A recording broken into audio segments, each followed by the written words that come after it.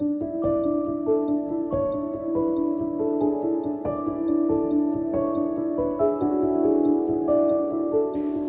always wanted to be an artist.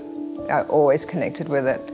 As a child, my dad, who is not artistic, took me to the Archibald, and I saw the Brett Whiteley of Brett in the studio holding the mirror, which is in the Archibald this year again by Natasha. And that painting just encapsulated everything I loved. It has the blue that I'm using in this show. It had interiors and it had artwork, and I just loved it, and I just felt that was what I wanted to do. And then it was a complete Shawshank Redemption crawling towards the goal. I looked several times at education, and when I'd finished school, we went in and had a look. It didn't feel right and comfortable, so I ended up in a career of interior design. Part of that brought me to Wellington, actually, and it was a great career for me, and I learnt lots. Meanwhile, I had a studio, and I was working away at it continuously. I was doing the National Art School summer courses, reading lots, sketching lots, but it wasn't an art practice. The art practice as it stands today was a singular moment in time when it literally hit me. It was at the birth of my son, which I think happens to females because it's this ultimate creativity, but they were literally handing my son, and the voice came his name is Lachlan and he will know you as you are an artist. And I looked at my husband lovingly and thought, do I tell him now or just keep that one? So I just decided, we'll just pause on that. And it was this time where I came out of my career, 20-year career as an interior designer, and I set up a studio. And so just when I thought life would be this lovely, relaxing sort of thing, I just went on a trajectory of straight up, because this is what I'd always wanted. And it was like the whole thing came in a beautiful package at one time.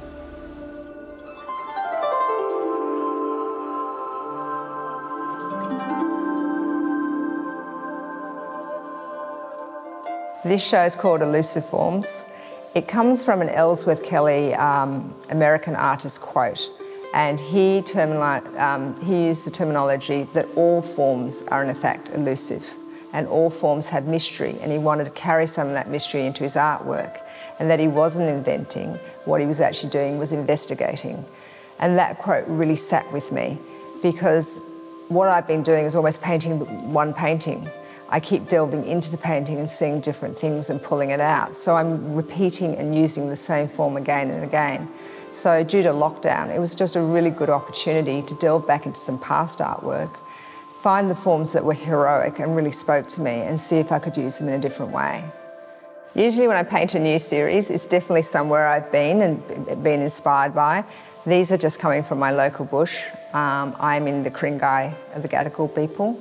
And so these are where I walk on my daily walks through pockets of bushland. And I do it every single day, and I find it a meditative process. And that's why I'm seeing the same shapes and repeating them, because I'm seeing them every day. The walks are in actual fact part of my practice.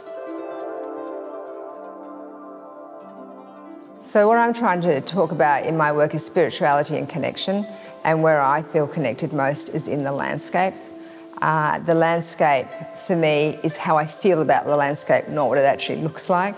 So I'm trying to portray the feeling of calmness, connectedness and spirituality in my work. What happened in the show is you set out with one idea, but what was revealed to me, I feel, in the body of work, is that I created a language, and that's become more and more important to me. So when I'm in my studio, I listen to podcasts. I'm actually dyslexic. But the podcasts I really relate to are authors writing about their writing process and the fact that they're creating rhythms and continuous dialogue and repetition. And that really spoke to me of what I'm doing with my work. So I think with these works, there's a repetition.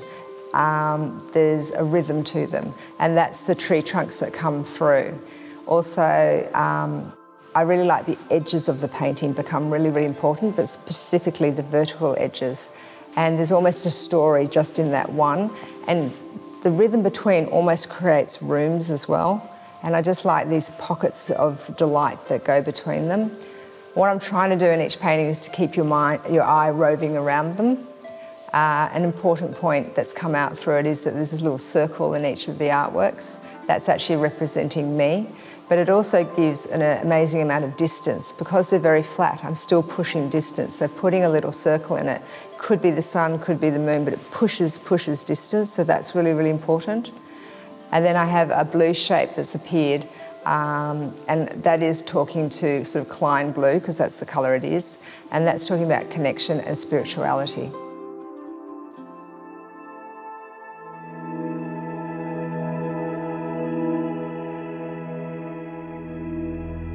I think if you have an integrated practice, which I do, it is at home, it's in the heart of my house.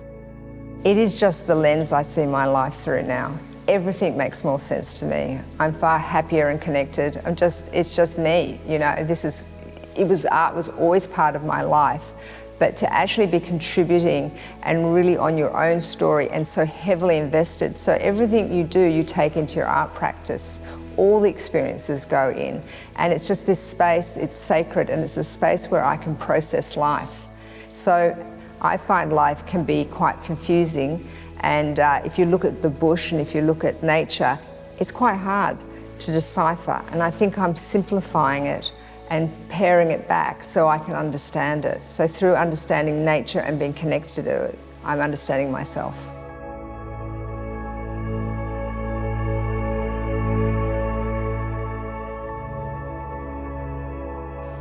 Before I do a show, I always do one more painting that will take me to the next thing. So I have a show at the end of the year that will be with Studio Gallery in Brisbane, and so I take the one thing that I've encapsulated, and in fact from this show it was the smallest painting, and I've done another painting, a large painting from that. But I'll be leaving the greens, I'll be working more with monochromatics, and it will be a larger scale.